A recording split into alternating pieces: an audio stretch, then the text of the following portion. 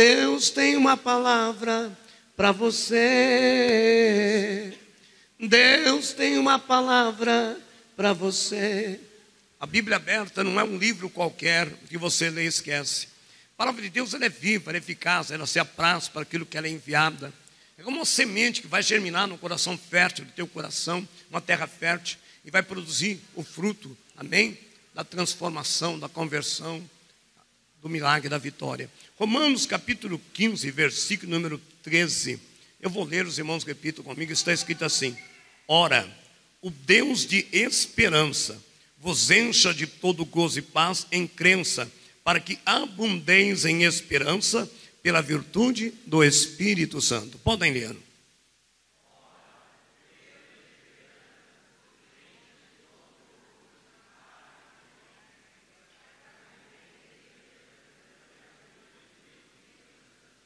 Queridos, aqui Paulo está direcionado à igreja de Roma e ele diz assim: ora, o Deus de esperança. O que é esperança? É expectativa que um sonho que eu tenho será realizado. Tem uma esperança que esse final de ano, Deus, um exemplo, vamos dar um exemplo material. Deus vai me ajudar a trocar o carro. Tenho esperança que esse final de ano eu vou sair do aluguel. Bom, eu estou falando no campo material, mas eu gostaria que você levasse mais para o lado espiritual. Tenho esperança que ainda esse ano Deus vai trabalhar na conversão da minha família. Tenho esperança que os meus filhos ainda virão para a igreja. Tenho esperança que eu vou ser batizado com o Espírito Santo. Tenho esperança que Deus vai se revelar de uma forma especial na tua vida. Esperança, expectativa. O homem que não tem sonhos nem esperança, desculpa, já está morto. Lá em Apocalipse está escrito, amém? Tem um homem que vive, mas é morto e não sabe. Então, sem esperança, olha o que o São Paulo escreve: ora, o Deus de esperança, o nosso Deus é Deus de esperança, querido. É Deus de esperança. Não é Deus de pessimismo. Não vai dar, não vai acontecer, acabou, não tem jeito. O meu Deus é Deus de esperanças. Aleluia. Vos encha de todo gozo, de alegria, de paz, de crença, de fé, para que abundeis, para que a vossa esperança seja muito, muito grande. Amém? Então, dentro dessa palavra, abre um texto muito conhecido da palavra de Deus, livro de Atos Apóstolos, capítulo número 3, é muito conhecido da igreja. Nós vamos ler aqui rapidamente, do versículo 1 ao versículo número 9. Labanchore, Ramassian, de Farasumi, que Devácia, livro de Atos Apóstolos, amém?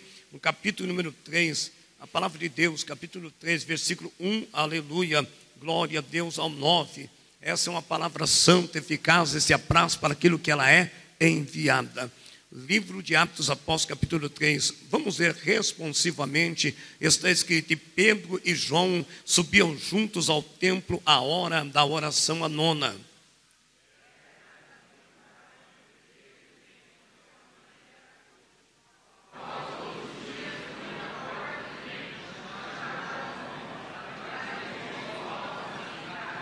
E ele, vendo a Pedro e a João, que iam entrando no templo, pediu que lhe desse uma esmola.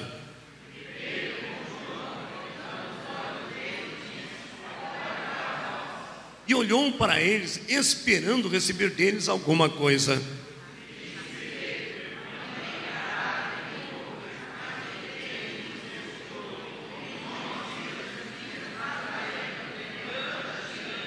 E tomando-o pela mão direita, o levantou, e logo os seus pés e artelhos firmaram.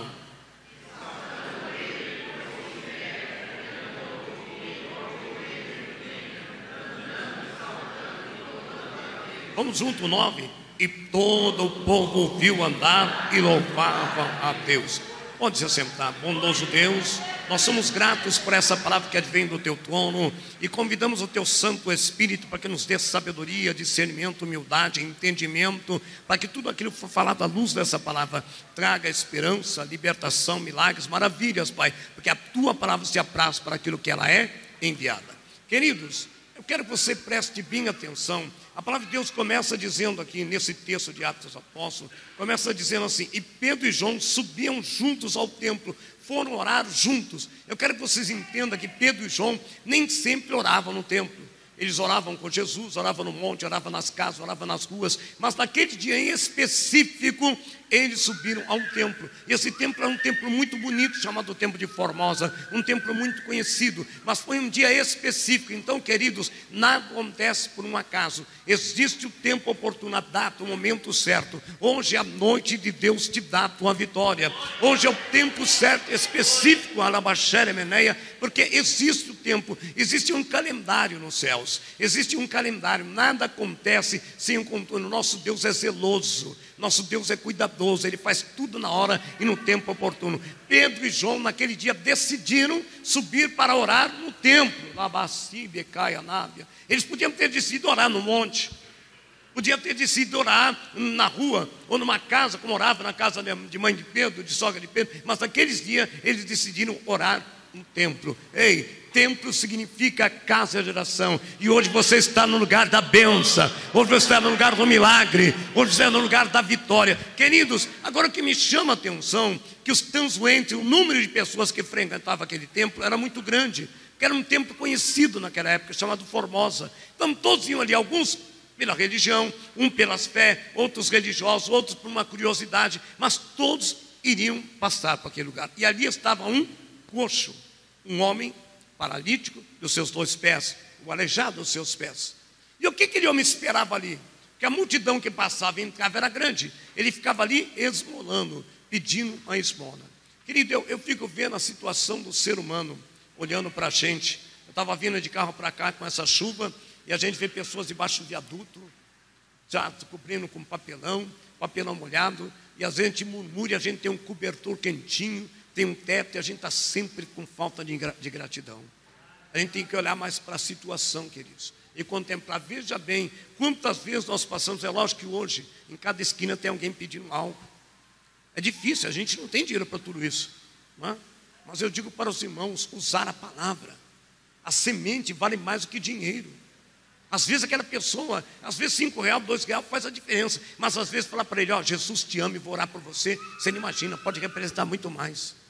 É lógico que tem que tomar cuidado à noite. Você não vai falar com todo mundo, porque nós corremos o risco do assalto e tudo. Mas é por isso que o crente tem que ser vigilante. Mas aquele homem, queridos, ele estava ali na humilhação. Era a única maneira dele sobreviver. Era a única maneira de levar algo para dentro de casa. Era a única maneira de... Agora, tente imaginar, queridos, a humilhação. Alguém podia falar, já te dei, chega, ó, vai. A gente está... Infelizmente, o ser humano tem um coração muito difícil. Estou falando até de nós. E discuta até alguns crentes também. Cristão não, porque o cristão transformado pelo Espírito Santo tem que ser uma palavra que edifica. Mas tem crente, meu amigo, que só a graça. Tem crente, porque crente até o diabo é. Então é difícil. Agora imagina quantas negativas ele recebeu, quantas palavras de humilhação. Ou então, sabe aquela questão que a pessoa joga de qualquer jeito, não tem compaixão? Ah, pega aí.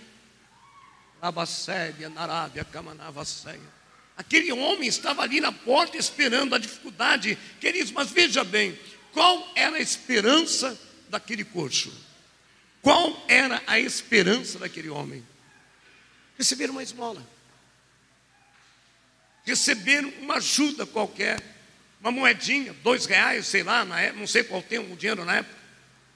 Qual era a esperança daquele? A esperança dele totalmente estava na esmola. Na esmola, querido. E aí que entra a palavra de Deus. Ele colocou sua esperança, depositou sua emoção no lugar errado. Ele estava na porta do templo, no lugar do milagre, mas fora do templo. Está entendendo? Ele estava ali à beira do milagre. Meus queridos, muitas vezes nós estamos assim. Muitas vezes nós estamos assim. A dificuldade é quando você coloca a sua esperança e deposita sua emoção no lugar errado. Ele estava ali na beira do templo e nunca falou, ó, me leva alguém lá para dentro para alguém orar por mim. Ele estava na porta do templo, mas não estava. Quantas vezes, querido, presta bem atenção, quero que você entenda. Quantas vezes nós estamos dentro da igreja, mas a igreja não está dentro da gente. Quantas vezes estamos dentro da igreja, como aquele coxo, e entramos paralítico e saímos paralítico. Estamos dentro da igreja, mas a porta dela, xarabai, tequemenefácia. Você está entendendo, querido? Olha a expectativa daquele homem, era receber uma esmola. uma humilhação, pega aí, pronto. Nós precisamos pensar grande, queridos. Quando eu falo grande, não é para você, eu quero uma casa maior que o meu vizinho para mostrar que Deus é na minha vida, não é isso. Eu estou dizendo, o teu Deus é Deus de coisas grandes. Só que muitas vezes nós entramos na igreja e saímos paralisados no casamento, uma paralisia na vida financeira, uma paralisia, porque estamos dentro da igreja, mas a igreja não está dentro da gente. Você está entendendo, querido? Para aquele coxo, a esperança dele, nós vamos falar de esperança, e Deus diz que a esperança de Deus é abundante, é grande. Então, como Deus ia dar alguma coisa grande para aquele homem? Se a esperança dele era tão pequenininha, forjada numa esmolinha. Labanchori. Você recebe segundo a tua fé, querido, segundo a medida que você espera. O meu povo não recebe porque não sabe pedir. Queridos, não desperdice oportunidade. Eu falo para minha esposa, eu não vou mais participar de um culto, eu vou precisar de algo muito mais que um culto, porque culto é religiosidade, no mesmo dia, na mesma hora, canta e tal. Eu quero, porque onde Jesus está, algo tem que acontecer, todo culto tem que haver algo, senão é religiosidade, querido. Só que tem crente que já se acomodou. Eu gosto para cantar aquele hino bonito, eu até me alegro, sinto, mas vai para a vida dele, continua a mesma. Está coxo dentro da igreja. E hoje Deus quer curar essa paralisia. Hoje Deus quer te fazer andar. Você está paralisado, tua vida não sai. Mas pastor, você não sai do lugar. Você anda e não sai, querido, está entendendo? Hoje Deus quer te curar dessa paralisia. Só que você tem que querer, filho. Aquele coxo podia dizer, em vez de me dar uma esmola, me ajuda a entrar lá dentro. Pedir, dar-se usar. Você não pede? Vem na igreja, na oração, pede, querido, pede com a alma. Alamanchou, e a nevaço comandava a ceia. Aprenda a orar. A esperança daquele coxo era uma esmola. Desculpa, resto. Porque eu duvido que alguém enfie a mão no bolso e dá um bolo para ele, ia dar o resto. Tem muito crente vivendo de resto, mas eu quero profetizar que hoje Deus quer te dar abundância. Agora você tem que aprender a pedir. Você tem que aprender a pedir. Alamancho, abaste que nevaço e barraia, chemide farabachere. Olha a esperança daquele homem. A Bíblia não fala, será que há 10 anos que levava ele daquele templo, pastor Jaime? 5 anos, colocava na porta e tirava depois o culto, entrava e nada. Quanto tempo você tem de crente? O que Deus já fez na tua vida? Pastor, muito. Mas Ele pode fazer muito mais ainda. Você está paralisado. Paralisou na fé. Pastor, estou indo olha, eu já gostava dessa frase no mundo. Agora eu acho terrível. Estou indo do jeito que Deus quer. Meu Deus quer por cima e não por baixo. Para de falar isso. Deus quer por cabeça e não por cauda. Que é isso? Está no perrengue danado, está no jeito que Deus quer. Quem quer estar desse jeito é o diabo. Deus te quer por cima. Começa a rejeitar esse negócio aí, meu filho. Não aceita não. Senão você vai ficar esmolando dentro da igreja para o resto da vida.